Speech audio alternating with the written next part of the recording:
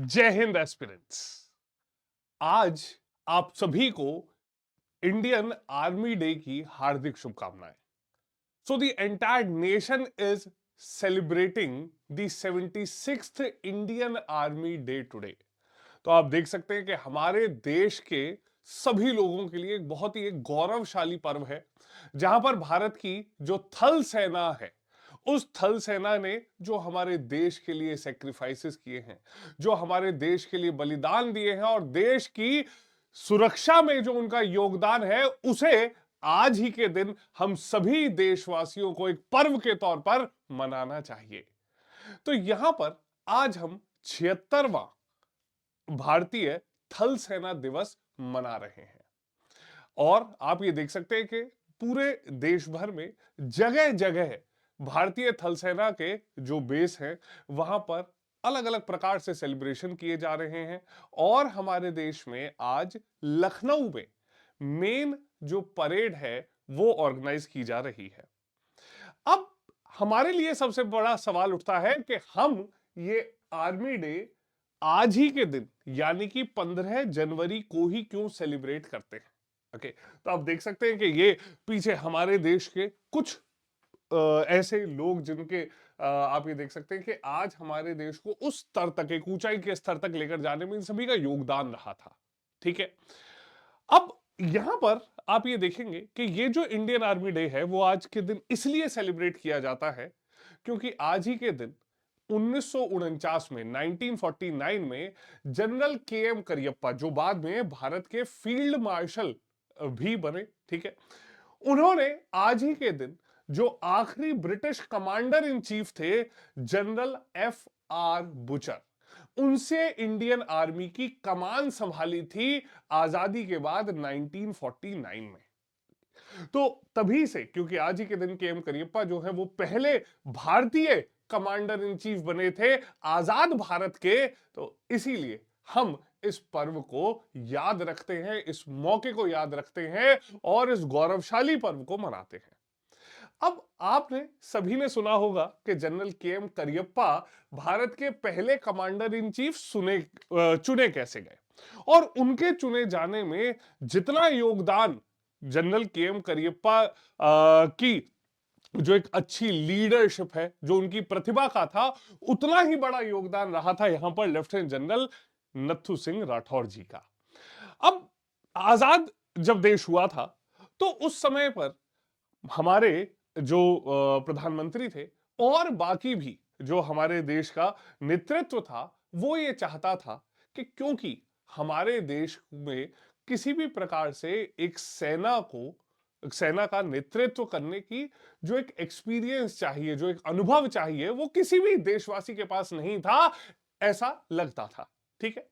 तो ऐसे मौके पर एक डिस्कशन हुआ और उस डिस्कशन में हमारे जो पहले प्रधानमंत्री जी थे, श्री जवाहरलाल नेहरू जी, उन्होंने ये सुझाया, सभी जो अधिकारी थे उनके सामने ये एक सुझाव रखा कि क्यों ना कुछ समय के लिए और हम ब्रिटेन से ही रिक्वेस्ट कर लें कि पहला कमांडर इन चीफ जो है आजाद भारत का, ब्रिटेन के द्वारा ही हमें दे दिया जाए और एक ब्रिटिश अधिकारी ही हमारी सेनाओं का नेतृत्व कर ले।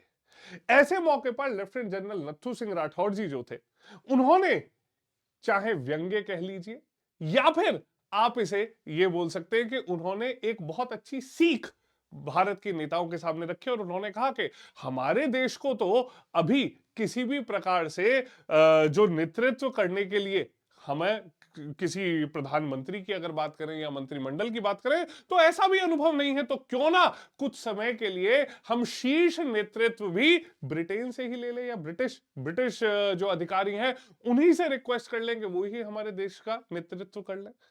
अब ये बात कुछ लोगों को सुनने में बड़ी अजीब लगी और ऐसे मौके पर भारत के पहले जो प्रधानमंत्री थे, उन्होंने बिल्कुल एक सही अंदाज में इस बात को समझा और उन्होंने नथु सिंह राठौर जी से कहा, तो क्या आप तैयार हैं भारत के पहले कमांडर इन चीफ बनने के लिए? तो ऐसे मौके पर लेफ्टिनेंट जनरल नथु सिंह राठौर जी ने नाम सुझाया जनरल के एम करियप्पा का।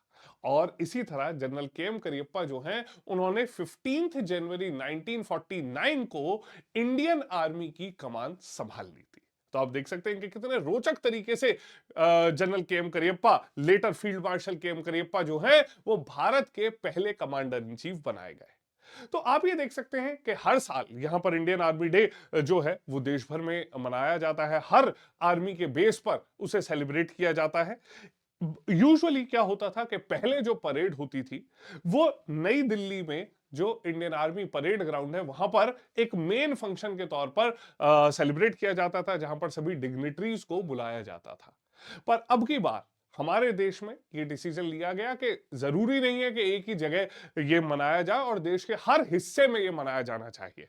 तो इस साल 2024 में जो मेन फंक्शन है, ठीक है, जो मेन परेड ऑर्गेनाइज की जा रही है इंडियन आर्मी डे की, that is being organised at Lucknow. Okay, और यहां पर आप देखेंगे कि इस बार इंडियन आर्मी डे 2024 की थीम रखी गई है year of technology absorption. Okay, तो आप ये देख सकते हैं कि भारत की सेनाओं ने ये बहुत एक अच्छे से एक चीज सभी को समझ आ चुकी है कि आगे आने वाला दौर जो है वो तकनीकी का दौर है, ठीक है, और जो टेक्नोलॉजिकली एडवांस होना बहुत जरूरी है। तो इंडियन आर्मी ने 2024 में जो अपनी थीम है वो भी उसी को ध्यान में रखते हुए रखी है कि आर्मी का जो फोकस है और जो एफर्ट्स है, ठीक है, वो भारत की सेना को एक ट्रांसफॉर्मेटिव चेंज देने के लिए टेक्नोलॉजी का इस्तेमाल करने के ऊपर ही यहां पर मेन ध्यान दिया जाएगा। Clear? So the army's focus and efforts to leverage technology as a catalyst for transformating changes in the Indian Army. Clear? So ये थीम यहां पर रखी गई है, ये जरूर याद रखिएगा, अपकमिंग एग्जाम्स में भी पूछी जा सकती है। So on the ending note, I again congratulate each one of you in this prosperous nation. और यहां पर मैं आप सभी को हार्दिक बधाइयां देना चाहता हूं भारतीय थल सेना के 76वें दिवस की। इसी के साथ साथ आप सभी लोग जो फ्यूचर कैडेट्स है, फ्यूचर ऑफिसर्स हैं, आप भी अपनी तैयारी को और मजबूत कर सकते हैं हमारे साथ। तो हमारे लिए, हम आप सभी के लिए सीडीएस, सीएपीएफ, एफकेट और एनडीए जैसे एग्जाम्स के लिए फ्री बैचेस लेकर आए हैं, यूट्यूब पर भी और आपके ऐप पर भी आपके लिए प्रैक्टिस सेशंस लेकर आए हैं। तो आज ही एमबाइब ऐप को डाउनलोड कीजिए और अपनी तैयारियों को एक नए स्तर पर लेकर जाइए और जो वर्दी पहनने का आपका सपना है उसे पूरा कीजिए। So I congratulate each one of you on the Indian army Day. Jai Hind. See you all in other sessions.